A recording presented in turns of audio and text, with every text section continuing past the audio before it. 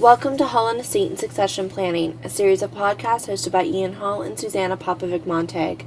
The podcast you are listening to will provide information and insights into estate planning in Canada. From the office of Hall & Hall in Toronto, here are Ian and Suzana. Hi, and welcome to Hull on Estate and Succession Planning. You're listening to episode 175 of our podcast on Tuesday, August 4th, 2009. Hi, Suzana. Hi there, Ian. How are you today? Terrific, thanks. And yourself? Very good, thanks. Awesome. Okay, well, this is going to be our last podcast. So we're in the middle of the summer now, and it's going to be our last podcast on the family cottage. And we've talked about and tried to, and we're proud of our brochure, Plan Ahead, and we've really sort of tried to talk about some of the issues that are in that. We recommend you take a look at that, but also recommend you get good advice on this whole transition of the cottage property or the recreational property. What we've discussed in the past in this mini-series is having discussion with the heirs and who talk to the people who are going to get the properties. We talked a little bit about some of the tax consequences and the kind of core funding mechanisms for the tax hit that's going to come on your death, and we talked about some ways to manage that hit and talked about a little bit of some of the options available to the parents who are going to pass down the property in the form of the gifting, giving options of selling the property, of course, and then we touched on a living trust or the intervivalist trust. We also talked about transfers on death. So we talked about how we could do it during lifetime, and then we talked about what's going to happen on death and some of the options available there, which include joint tenancy and gift by wills and so forth. And then we talked really, and what we want to finish up today is creating an agreement or a trust document, talking about some of the meat and potatoes of what's going to be in that document or agreement to make this work. Because all the talk in the world isn't going to save the transfer unless you document it. You have good discussions and you document it. So people leave with a plan of action. We talked in the last podcast a little bit about the last point was that what do we do when someone, a co-tenant or a beneficiary dies, and make sure that our agreements or trusts accommodate that scenario. And the last three things we want to cover today, the first of which is another scenario that needs to be covered in terms of the ownership and what would be one of our last weeks. And that really is the incapacitation. If someone were suddenly to become incapable of using the property, whether they're a co-owner or the only owner, what happens in those situations, and how can you plan for that in advance? And nobody wants to talk about death, but people at least consider incapacity as an option. And that can include the parent, obviously, if they're still in the pool of ownership, but most importantly, if it goes down to that next generation, what happens with that generation if one of them becomes incapable?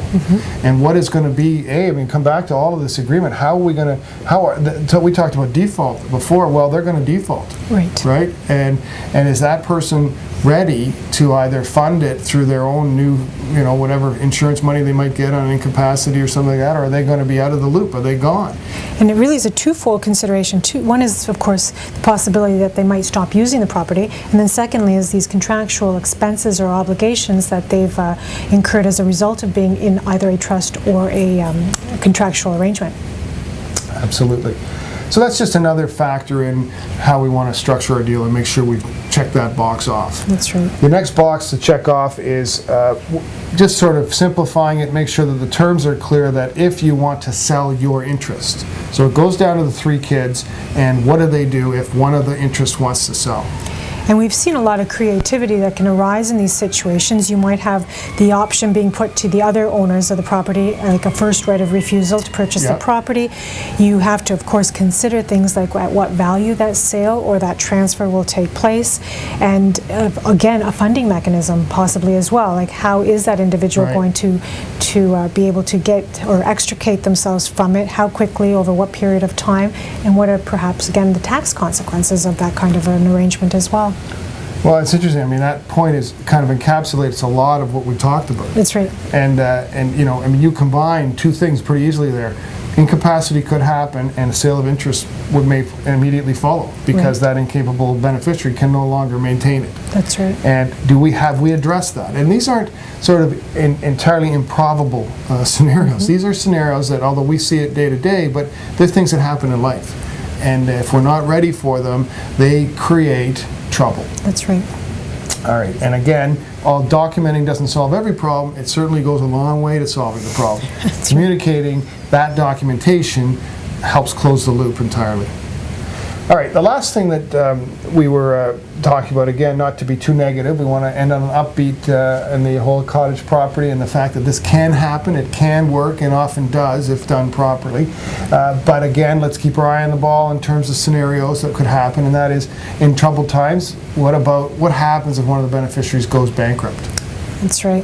And again, not things you want to think about, but it's definitely something that's better that you plan for, or at least turn your mind to before, rather than when it's too late. Yeah, because then you're going to get a third party involved. Yes. The trustee in bankruptcy for your brother who has been not so good with his money or has gone through a terrible time with his business or something, and all of a sudden you're at the table with a new partner. Yes. And what ways are there, if any, can we deal with that? And that's where you get into, and we talked about some of the benefits of co-ownership and co-tenancy.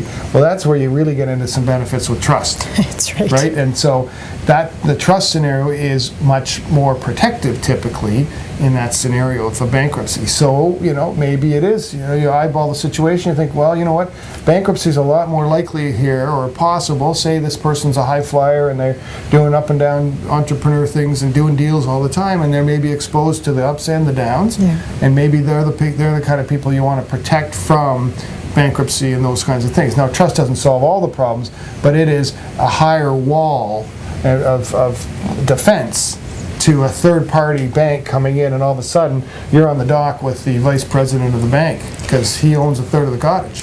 Doesn't even have to be that stark an illustration. Could be a very disgruntled ex-wife or ex-husband. True. And again, it's if you can foresee these kinds of things, or at least think about them, then that might help in the planning process and which way you ultimately choose to go, or maybe just a hybrid of a little bit of everything that is really custom built for the individual situation. Fair enough. I didn't want to go quite that dark. I'm just kidding. That scenario is a very important one, and one that, again, the key really is what steps can we take, if any, to keep third parties out of this? Because we've tried to pass it down to the next generation, and we don't need the extra pressures of third parties coming into that level of ownership if we can help it. And it's not easily done, but it is done by buyouts and all the sorts of things that you're suggesting. So it can be accommodated, can be considered in terms of at the outset. Again, unfortunately, we're in the business of predicting bad things as well as good things, and those are the scenarios. All right, well, I think that sort of covers our thinking in terms of what we wanted to cover and walk through in terms of the whole cottage or recreational property transfer. It is only the middle of the summer, so our next mini-series will deal with something that is summary, but we can't tell anyone yet because we haven't totally locked it down. We're still talking to our agents about it. Nothing like a teaser to end our mini-series on the cottage arrangement. Thank you very much, Ian. Thanks very much, Suzana. You have been listening to Hull and Estate and Succession Planning by Ian Hall and Suzana Popovic-Montag. The podcast you've been listening to has been provided as an information service. It is a summary of current issues in estates and estate planning. It is not legal advice, and you're reminded to always speak with a legal professional regarding your specific circumstance. To listen to other Hull & Hall podcasts or leave any questions or comments, please visit our website at hullestatemediation.com.